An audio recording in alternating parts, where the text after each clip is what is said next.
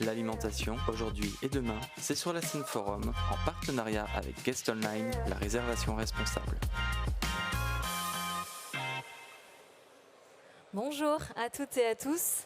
Je suis ravie de vous retrouver pour cette troisième table ronde de la première journée d'Omnivore, dont la thématique est résistance alimentaire, qu'on explore aujourd'hui sous différentes formes.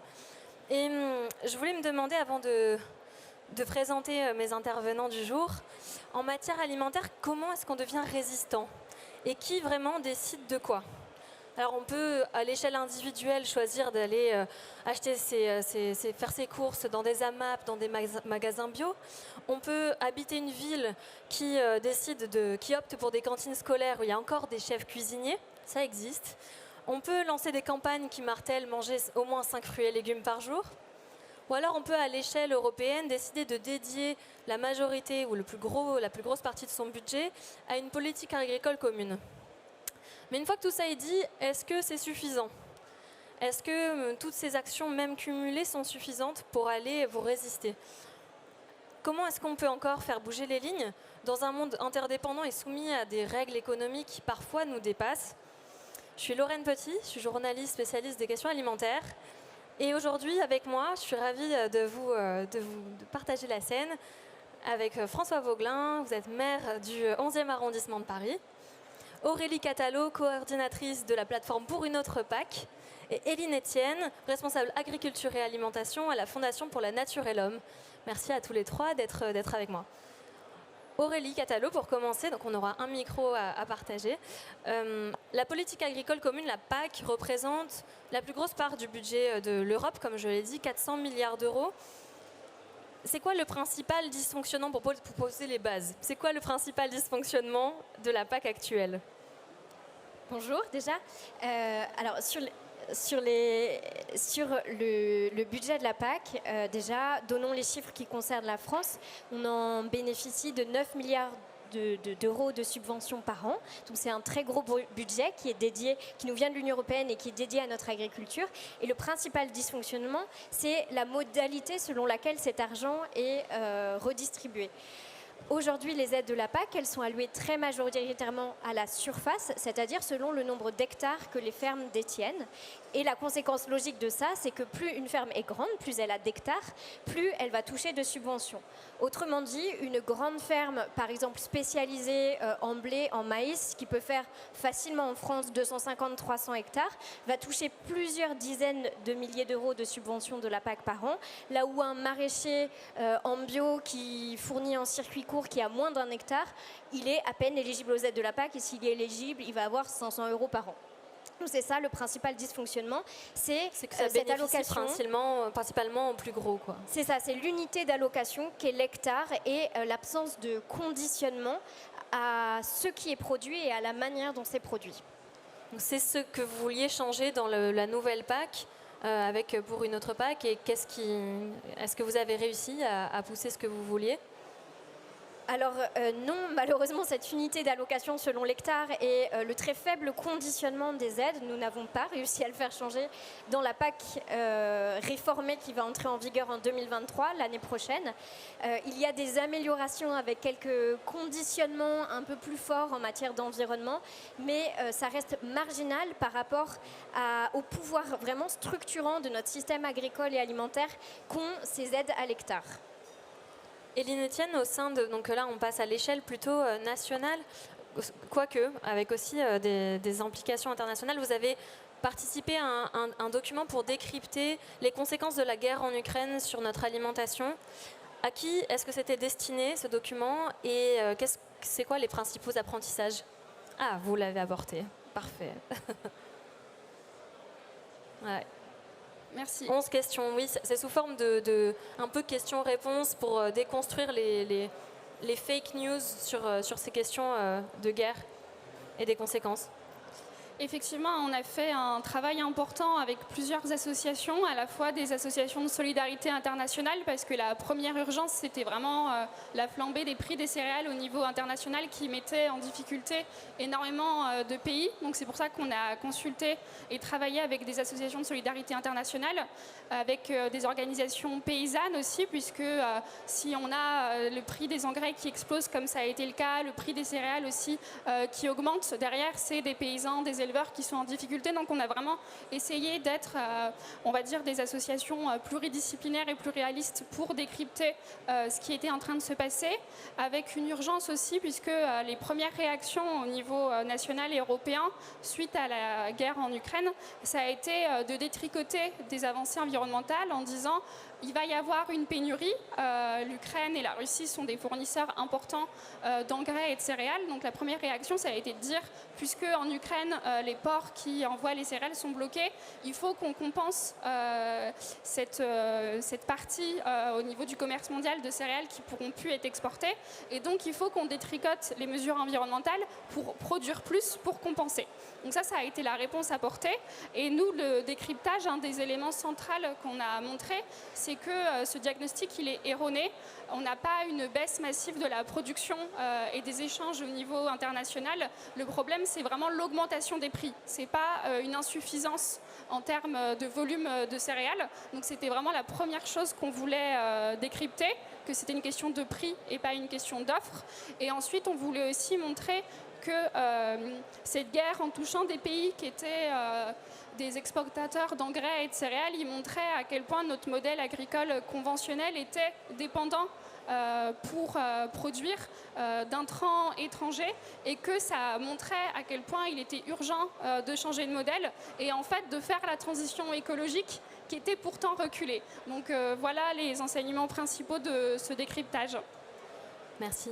François Vauglin, l'échelon de l'arrondissement, d'un arrondissement de Paris en l'occurrence, est-ce que c'est le bon pour faire changer les choses? Est-ce que vous vous sentez libre de, comment je peux dire, avec une marge de manœuvre suffisante sur les questions alimentaires? Et est-ce que vous pouvez nous donner un ou deux exemples d'actions que vous menez sur le terrain en faveur d'une alimentation plus durable? Merci déjà pour votre invitation et pour ce débat qui est vraiment intéressant, je trouve, de relier les différents niveaux. Alors, un maire d'arrondissement a quelques moyens, mais ne peut pas tout faire. Néanmoins, on ne reste pas les bras croisés. Et l'exemple que je vais prendre, c'est celui des cantines scolaires. Nous avons le 11e, c'est 150 000 habitants, Bastille, Nation, République, Belleville, et nous avons 9 400 repas qui sont servis chaque jour dans les cantines. Donc là, on a un levier d'action qui est assez direct. Et depuis quelques années, la ville s'est fixée comme objectif de mettre à 100% alimentation durable ces cantines.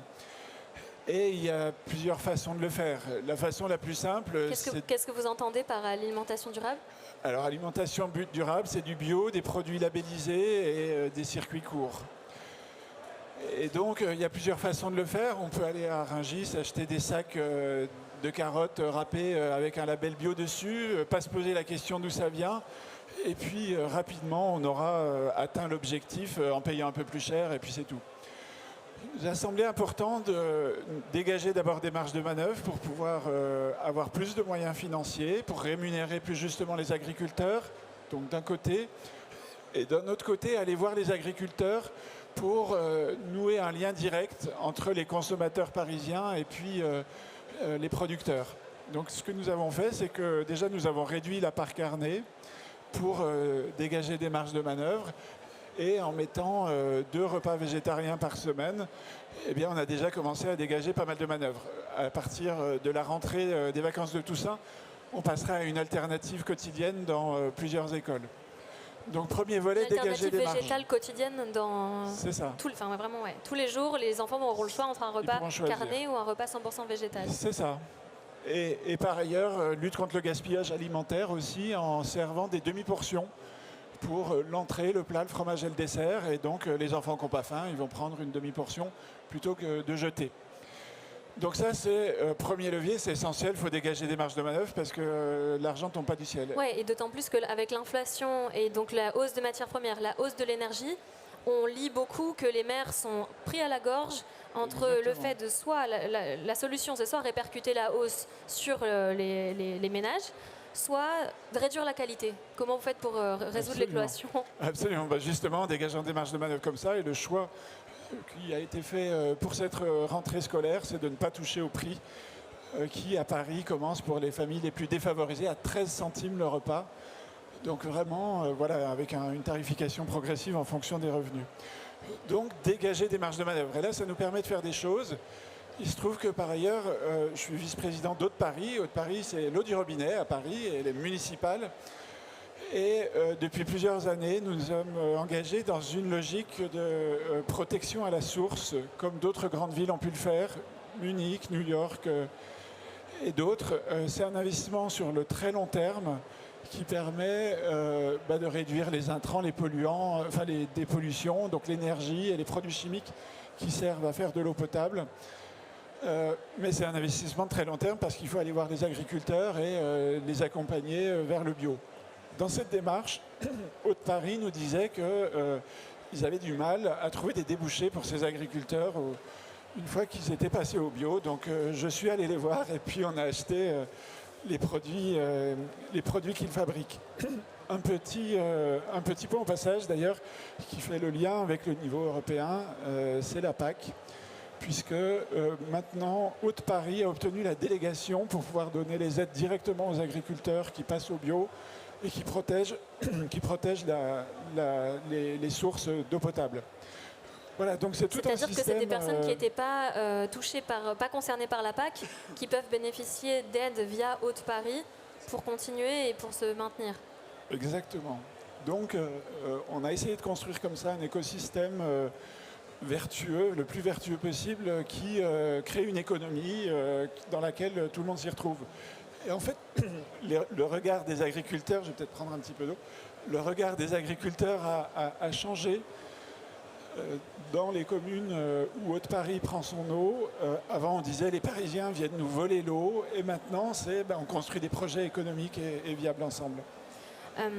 Pour revenir sur ce sujet des cantines, il est intéressant pour plusieurs aspects, notamment en ce moment, on en parle beaucoup, c'est la rentrée scolaire, il y a l'inflation, et également les objectifs qui devaient être mis en place en 2020 pour la loi Egalim. La loi Egalim disait on devait avoir 20% de bio en 2020 ou 2022, et on en est à 6,6% de bio et de produits durables. Donc on est encore loin de la donne. Juste Eline Etienne, avant de repasser... Je voudrais donner les chiffres du 11e quand même. On est à 72%. Donc d'alimentation durable, 45 de bio, 22 de label rouge et 4,5 de pêche durable. Pêche durable, d'ailleurs, c'est un sujet sur lequel je voudrais continuer à travailler parce qu'on inclut MSC ou des labels qui peuvent être discutés. Et donc je pense qu'on a encore à progresser là-dessus. Donc voilà, bon, heureusement il y a des bons élèves. Mais la moyenne dit que vraiment on est à la ramasse, pour le dire clairement, sur cette cantine scolaire. Avec la FNH, vous faites des programmes, vous essayez d'aiguiller aussi, donner des directions pour inciter à passer à déjà, ne serait-ce que respecter les objectifs. Et ça consiste en quoi en particulier ? Oui, tout d'abord, je voudrais dire que si toutes les cantines étaient comme les cantines du 11e arrondissement, j'aurais plus de travail. Donc vraiment, féliciter. Donc je ne sais pas si c'est une bonne chose. C'est une bonne chose pour la France. C'est pas une très bonne chose pour vous, Eline. Voilà, mais comme on n'y est pas encore du tout, a priori, je ne vais pas me retrouver au chômage, voilà, malheureusement. Effectivement, donc, il y a eu la loi Egalim en 2018 qui a fixé des objectifs ambitieux pour la restauration collective, qui étaient des objectifs qui avaient déjà été prononcés au moment du Grenelle de l'environnement, mais là, au moment de la loi Egalim, ils ont vraiment été martelés de nouveau. Donc les objectifs, c'était 50% de produits alimentaires durables, dont 20% de produits bio, un menu végétarien par semaine, et puis des plans de lutte contre le gaspillage. Donc il y a cette loi qui est passée. Sur le bio, au niveau national, on était à 3% à l'époque. Aujourd'hui, on est à 6,6%. c'est un peu mieux. Le problème qu'il y a eu avec cette loi, c'est qu'il n'y a pas eu d'accompagnement en fait, fort de la part des puissances publiques par rapport à ça. Il y a eu un petit peu d'argent pour les communes les plus en difficulté dans les milieux ruraux, mais il n'y a pas eu d'accompagnement pour toutes les cantines. Et c'est ça qui a pêché. Il faut savoir que c'est compliqué. Enfin, je pense que voilà, il faut contractualiser, apprendre à connaître bien son territoire. Il n'y a pas non plus beaucoup d'agriculteurs bio quand on regarde les statistiques. Donc c'est vraiment un travail qui est difficile. Ça demande une énorme volonté politique qui n'est pas toujours présente malheureusement. Et face à ce constat, nous, ce qu'on demande à la FNH, c'est un accompagnement notamment financier. Ça fait plusieurs années qu'on demande une prime à l'investissement de 330 millions d'euros pendant 3 ans pour aider à investir, donc construire des légumeries, puisque si on veut des produits bio, ça va être des produits bruts. Donc il y a la question comment on transforme ces produits-là. Des formations, puisque pour cuisiner végétarien, c'est pas des choses que les cuisiniers ont forcément appris à faire. Ils n'ont pas forcément le matériel non plus, donc ça demande beaucoup d'investissement. Ça demande aussi des formations sur la lutte contre le gaspillage. Donc voilà, c'est beaucoup d'investissements nécessaires. Il y a aussi eu la crise du Covid qui a mis un coup d'arrêt aux filières bio. Aujourd'hui, avec la crise aussi, donc on voit que les achats bio, en fait, pour les cantines baissent à cause de contraintes budgétaires. Donc nous, là, on demande une aide d'urgence de 20 centimes par repas pour que le bio ne trinque pas à cause de cette équation budgétaire. Donc voilà nos propositions en quelques mots. Aurélie Catalo, pour revenir sur l'échelon européen et sur la PAC, donc la nouvelle PAC va entrer en vigueur en 2023. Vous avez beaucoup lutté pour faire en sorte qu'elle soit différente de la PAC initiale. Est-ce qu'il y a quand même des victoires ou est-ce que tout est à jeter de cette nouvelle PAC ? Oui, on a fait des petits pas, il faut les saluer, mais par contre, nous, on estime que la transition nécessaire en matière de système agricole et alimentaire ne peut se produire qu'avec un changement radical de la politique agricole commune, et là, on n'y est pas du tout. Donc on peut toujours, et il faut saluer les petits pas, mais ne nous trompons pas, ça n'est absolument pas suffisant pour faire évoluer fondamentalement le système agricole et alimentaire de l'Union européenne. Maintenant que j'ai dit ça, pour redonner un peu de choses, d'éléments positifs, je vais donner peut-être un exemple environnemental et un exemple social. Un exemple environnemental, c'est que il y a dans la manière dont sont allouées des aides la possibilité de consacrer une part du budget à rémunérer certaines pratiques vertueuses pour l'environnement. Et parmi elles, il y a par exemple la rémunération de l'agriculture biologique, donc pas uniquement la conversion à l'agriculture biologique, mais aussi le fait d'être en agriculture biologique parce que ces agriculteurs-là rendent des services environnementaux à la société. Et il y a aussi la possibilité de venir rémunérer par exemple les prairies permanentes, qui sont des types de couverture du sol, qui stockent énormément de carbone, qui sont très bonnes pour la biodiversité, qui absorbent plus d'eau aussi lorsqu'il y a des fortes précipitations. Et donc le fait d'avoir un dispositif qui permet de rémunérer ces pratiques est quand même un élément positif. Et ces aides-là sont inconditionnelles, ne dépendent pas de la taille, ne dépendent pas du type d'agriculture. Elles sont, à partir du moment où l'agriculteur ou l'agricultrice est bio, elle peut toucher ces aides. Alors pour l'aide à la bio, oui, le critère c'est d'être en bio, et pour l'aide aux prairies permanentes dont je vous parlais, le critère c'est d'avoir des prairies permanentes. Et l'unité d'allocation reste en revanche l'hectare. Donc quelqu'un qui a 10 hectares de prairies permanentes touche moins que quelqu'un qui a 50 hectares de prairies permanentes. Ça, c'était mon exemple environnemental. L'exemple social, parce qu'il ne faut pas oublier que, en tout cas nous, c'est pour une autre PAC, on a vraiment une approche systémique du sujet de la politique agricole et des politiques agricoles et alimentaires. Et donc, il faut bien sûr militer pour l'environnement, mais il faut aussi réintégrer la dimension alimentaire dans la politique publique, penser redistribution des aides entre les paysans, penser bien-être animal, etc. Donc en matière sociale, de longue date, des mouvements paysans notamment militaient pour que les aides de la PAC soient conditionnées au respect d'un certain b.a.-ba en matière de règles sociales pour les travailleurs agricoles, comme par exemple le fait de ne pas avoir le droit d'employer des travailleurs sans papier ou d'exploiter de la main-d'œuvre preuve vraiment, comme on le sait, ça se fait notamment en exploitation maraîchère dans le sud de l'Espagne typiquement, mais pas que. Et ça peut paraître aberrant, mais jusqu'à cette année encore, on peut parfaitement, en toute légalité, toucher des centaines de milliers d'euros de subventions de la PAC, tout en employant des travailleurs sans papier, ça ne pose pas de problème. Donc à partir de 2023, quand même, on s'est dit, peut-être qu'on va vérifier qu'en matière de travail social, certaines règles de base sont respectées pour pouvoir être pleinement éligible aux aides de la PAC. Et ça, c'est quand même aussi une petite victoire. Pour rester dans l'optimisme, François Vauglin, vous avez d'autres exemples à l'échelle territoriale. Je pense notamment au quartier pilote de l'alimentation durable, le quartier A, qui a été monté en collaboration avec la communauté écotable. Écotable, vous pouvez nous en dire un mot ? dont je salue les éminents représentants ici présents aujourd'hui. Oui, nous soutenons des associations qui ont des activités positives pour l'éducation au goût, pour permettre à chacun d'apprendre ou de réapprendre à cuisiner sans gaspiller, en travaillant avec des produits frais. Enfin, c'est des choses, on parle souvent de choses fondamentales. On va dans le quartier, l'association Écotable, donc qui porte le quartier A, inscrit son travail dans le quartier de Belleville, qui est un quartier qui est en politique de la ville, un quartier défavorisé, et dans lequel on a installé une cuisine partagée, par exemple, notamment pour les familles qui vivent à l'hôtel. Le 11e est un arrondissement dans lequel il y a beaucoup de familles qui vivent à l'hôtel. Et donc, évidemment, dans ce cas-là, pour préparer de la cuisine de qualité, c'est pas évident. Donc, c'est ce genre d'action. On travaille avec les restaurateurs aussi qui sont très engagés. On a la chance d'avoir un tissu de restaurateurs mobilisés. C'est aussi de l'association École Comestible, donc, qui a été fondée par Camille Labro et qui va dans les écoles aussi pour apprendre au goût, pour éduquer au goût, pour apprendre aux enfants, aux petits Parisiens, ce que sont les légumes, ce que sont les épices, ce que sont les différents produits, apprendre à les travailler. Et puis, ça peut être aussi des actions un peu plus militantes. Et nous accueillons vendredi prochain à 18h, salle Olympe de Gouges, donc, qui est à côté de la mairie dans le 11e, le collectif Oui aux terres de Gonesse, qui se bat pour préserver ces terres agricoles qui sont d'une qualité agronomique exceptionnelle et qui sont menacées par des projets de promotion immobilière et pour lesquels aujourd'hui il y a le projet de création d'une station de métro au milieu des champs. Même si de Gonesse, c'est ça ? Oui, le triangle de Gonesse, ouais.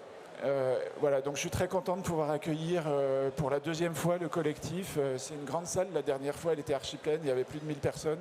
Je pense que ce vendredi il va y avoir beaucoup de monde, donc à partir de 18h, salle Olympe de Gouges, pour défendre nos terres agricoles en Ile-de-France. Est-ce qu'il y a des exemples particulièrement à vos trois échelles, est-ce qu'il y a des exemples à suivre, des pays, des villes qui sont particulièrement exemplaires sur les politiques agricoles et alimentaires et que vous essayez de suivre ? Est-ce qu'il y a des bons élèves ? Éline, peut-être ? Vous avez des idées ? Oui, il y a des bons élèves, notamment sur la restauration collective. Il y a quand même un mouvement... En dehors du 11e arrondissement de Paris. En dehors du 11e arrondissement de Paris. Je pense à Lyon, à Valence, à Grenoble. Il y a vraiment énormément de villes, depuis les élections municipales d'il y a 2 ans, qui avaient mis en fait, dans leur programme de gouvernement des engagements sur la bio, sur la végétalisation, sur les circuits courts. Et il y a vraiment un mouvement très important qui donne beaucoup d'optimisme et qui montre que voilà, c'est possible. Donc il y a énormément de villes là-dessus. Et après, à l'échelle nationale, à la FNH, on travaille aussi sur la transition de l'élevage et sur la sortie de l'élevage intensif, puisque il faut savoir que l'élevage intensif, au-delà du fait qu'en termes de bien-être animal, ça pose question, c'est aussi un élevage qui consomme énormément de ressources. Et comme on est sur des politiques de sobriété aujourd'hui, notamment énergétiques, on a aussi besoin de sortir de ces modèles-là. Et en Europe, ça bouge enfin et ça rend optimiste aussi. Il y a le Pays-Bas notamment qui a pris des engagements, qui essaye d'accompagner les éleveurs pour qu'ils réduisent la taille de leur cheptel. Il y a aussi des mouvements en Allemagne, en Espagne, avec des ministres de l'agriculture ou de la consommation qui osent enfin dire on doit manger moins et mieux de viande. On espère que la France suivra ce chemin. D'autres exemples en tête, aussi bien Aurélie que François Vauglin ?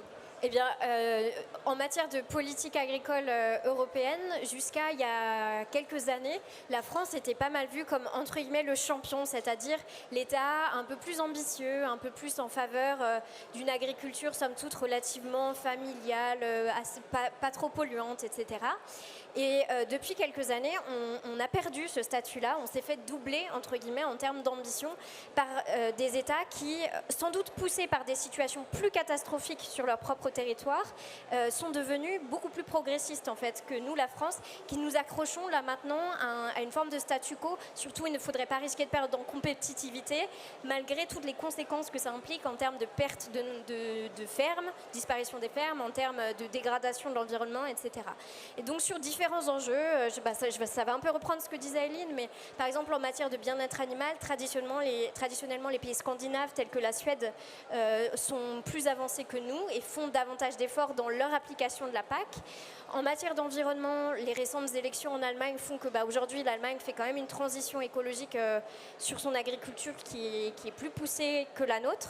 Et même dans des États qui avant étaient quand même vraiment les derniers de la classe, si on peut le dire comme ça, les États de l'Est de l'Union européenne, on a là des surprises. Par exemple, en République tchèque, pays le plus progressiste qui soit normalement, ils ont fait une petite révolution sur la redistribution des aides de la PAC. Il faut savoir qu'en République tchèque, la structure agricole est héritée de l'ancien système communiste. Ils ont des exploitations qui font des dizaines de milliers d'hectares. Et à côté de ça, il y a des petites exploitations d'un demi-hectare, même pas, mais qui ne touchaient aucune subvention jusque-là. Et là, révolution, ils ont dit, on va redonner plus de 50% du budget de la PAC aux toutes petites fermes. Incroyable, mais voilà. Donc il y a des choses beaucoup plus ambitieuses en termes de changement, en termes de réforme de la PAC qui se sont faites dans d'autres États membres que la France. Ça dépend aussi de la volonté d'élus ou de ministres qui sont nommés.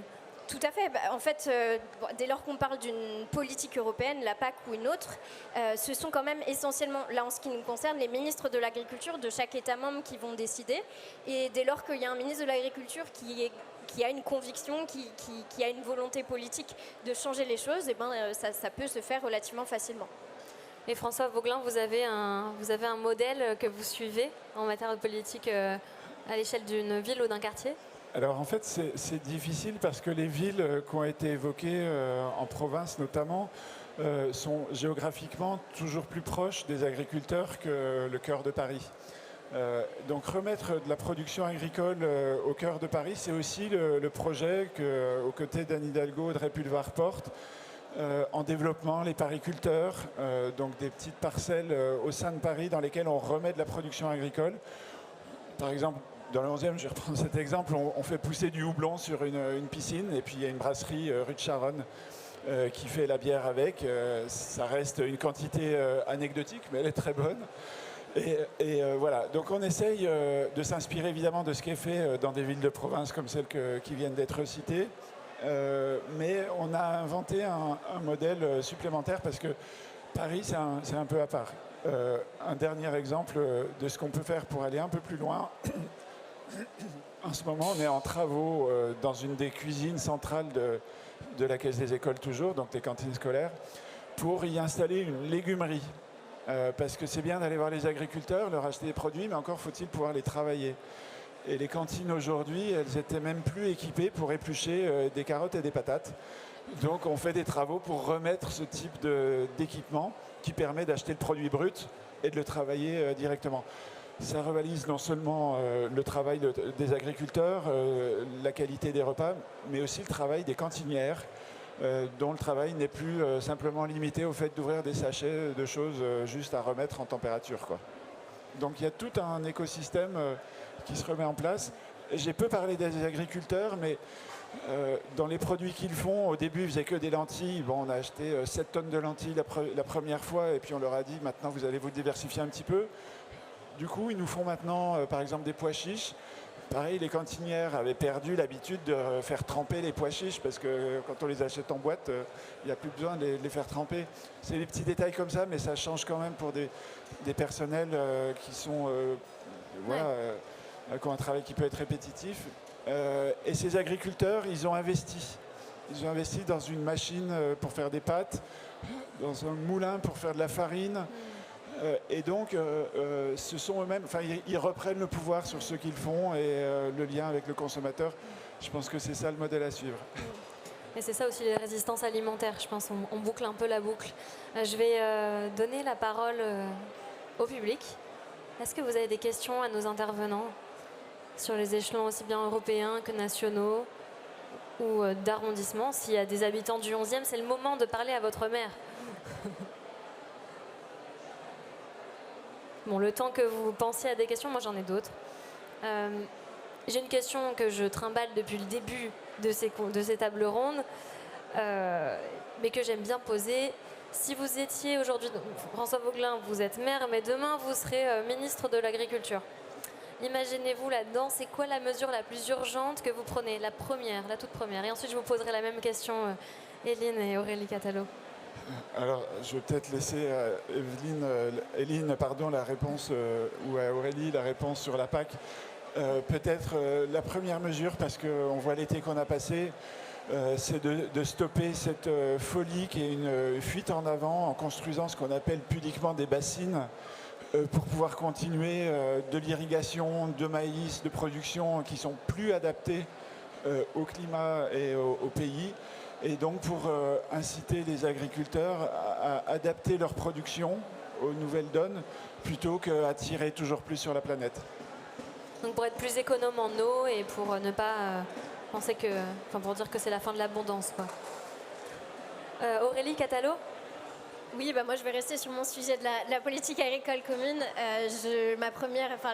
Quelque chose qui me semble indispensable, c'est de réécrire la déclinaison française de la réforme de la PAC.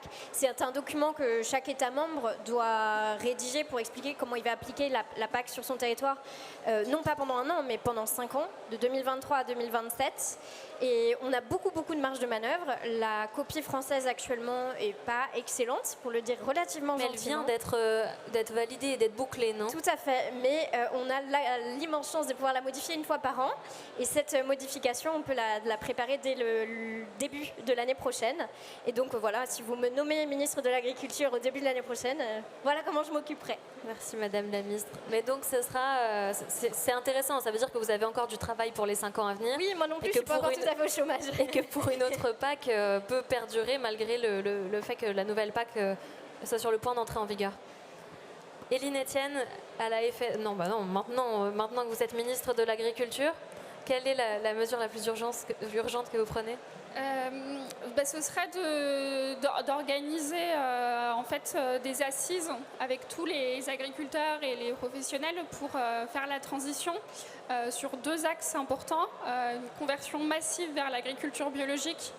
Aujourd'hui, le prix des engrais de synthèse a été multiplié par 3 ou 4. Donc les agriculteurs sont vraiment dans une situation extrêmement difficile, en plus des impacts environnementaux qui sont très inquiétants sur les engrais de synthèse. Donc et les aider à transitionner massivement vers l'agriculture bio, ça c'est une première chose. Et la deuxième chose, c'est un moratoire sur l'importation de soja. On importe 3 millions de tonnes de soja déforestants par an, et un moratoire sur la construction de nouveaux élevages intensifs. Est-ce que vous arrivez à travailler en inter-échelle, à décloisonner aussi, à se dire ok, on n'est pas juste nous dans nos rapports européens, nous on n'est pas juste dans notre échelon ultra-local, nous dans notre échelon national. Est-ce que vous arrivez à converser au-delà de ces assises qui auront bientôt lieu? À quel moment, est-ce qu'il y a des occasions en tout cas où vous voyez, où vous mettez autour de la table? Alors, je pense que la réponse est peut-être la plus facile pour quelqu'un comme moi qui travaille sur la politique agricole commune, parce que c'est une politique qui est d'abord négociée au niveau européen. Les grandes règles sont définies au niveau européen, mais après, c'est à l'échelle nationale que chaque État membre décide comment il va appliquer ça. Et en plus, en France, les conseils régionaux, ainsi que quelques autres acteurs comme les agences de l'eau, ont aussi une partie des compétences de gestion. Donc en fait, assez naturellement, en travaillant sur la PAC, on est confronté, on est amené à négocier et à se concerter avec des acteurs à la fois à échelle nationale, à échelle européenne et à échelle régionale. Donc c'est un peu l'essence même de la politique agricole commune et je pense que c'est plus facile du coup pour nous d'avoir des interactions avec différents types d'acteurs et à différentes échelles politiques. Vous avez quelque chose à ajouter sur cette question ? Oui, tout est lié. Et puis quand on parle de l'échelle européenne, moi ce que j'aime bien rappeler, c'est que la politique européenne, elle est faite en général par chaque ministre, là en l'occurrence de l'agriculture de chaque pays. Donc c'est pas au niveau européen des personnes qui seraient complètement déracinées qui choisissent la PAC, c'est les ministères qui négocient et en l'occurrence en France on a énormément de poids dans les négociations. Donc il y a cette articulation qui est importante entre ce qu'on peut porter au niveau national et ce qui va être porté ensuite au niveau européen. Et après sur les interactions avec l'échelle locale, encore une fois c'est très précieux d'avoir ce type d'exemple pour ensuite montrer que c'est possible. Et donc moi j'aime bien appeler les élus locaux pour leur demander comment tu as fait, est-ce que c'est possible, et puis essayer ensuite d'aller porter cette voix et de dire ça a été fait dans le 11e, ça a été fait dans toutes les autres villes que j'ai citées. C'est l'occasion de prendre le numéro de François Vauglin alors pour avoir d'autres. Et François Vauglin, justement, j'ai une question. Est-ce que le temps politique, le temps d'un mandat politique n'est pas trop court par rapport à ces questions ? Là, on parle de transformation d'un système, on parle d'écosystème, on parle de nature. 5 ans, c'est trop peu. Alors, c'est un des gros problèmes qu'on a dans l'action publique, c'est le temps des mandats qui ne correspond pas au temps long qui est celui du changement climatique, de la transition énergétique, etc. Et donc, pour un élu qui raisonne en rentabilité sur la durée de son mandat, il n'y a pas beaucoup. Et donc, les temps changent, les mentalités aussi, donc ça devient des sujets sur lesquels les gens sont de plus en plus attentifs et c'est une bonne chose. Mais il y a un vrai problème de lien démocratique. Comment est-ce qu'aujourd'hui, alors que j'ai été élu pour un mandat de 6 ans, je peux prendre une décision qui engage mon territoire pour 10, 20, 30, 50 ans. Enfin, la mutation d'Eau de Paris et cette stratégie de protection à la ressource, c'est une stratégie sur 50 ans. Quelle est ma légitimité en étant un élu sur un mandat de 6 ans d'engager sur 50 ans? C'est une vraie question fondamentale démocratique.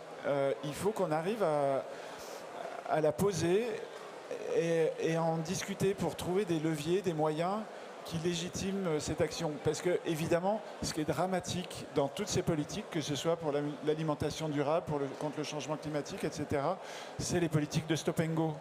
Et quand vous changez tous les 5 ans ou 6 ans pour un mandat local, vous vous exposez à ça. Donc il faut trouver des mécanismes avec des effets de cliquet qui font que les retours en arrière ne sont plus possibles.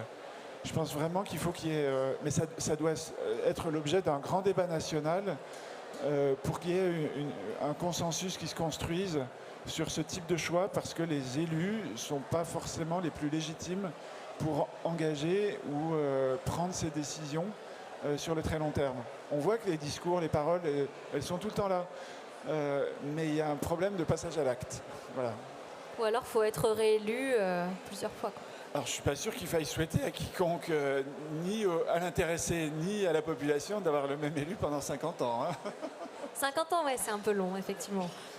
Je laisse une dernière occasion au public de participer avant de laisser la main. Ok, c'est presque l'heure de manger, tout ça. Tout le monde a faim, je comprends, moi la première. Est-ce que vous avez quelque chose à ajouter par rapport à notre discussion? Un dernier message? Un mot de la fin? Éline Etienne? Ouais, quelque chose d'important que je voulais dire, souvent, vous n'avez pas posé la question, mais souvent on me demande qu'est-ce qu'on peut faire du coup quand on entend tout ça. Ce que je veux rappeler, c'est que, alors, il y a des actes de consommation, il y a dans les entreprises des choses à faire, mais en tant que citoyen aussi, on a beaucoup de pouvoir. On a déjà le droit de vote, donc on peut voter pour des programmes qui sont plus écolos. On peut s'engager dans des associations, on peut signer des pétitions. Voilà, on n'est pas impuissant en tant que citoyen.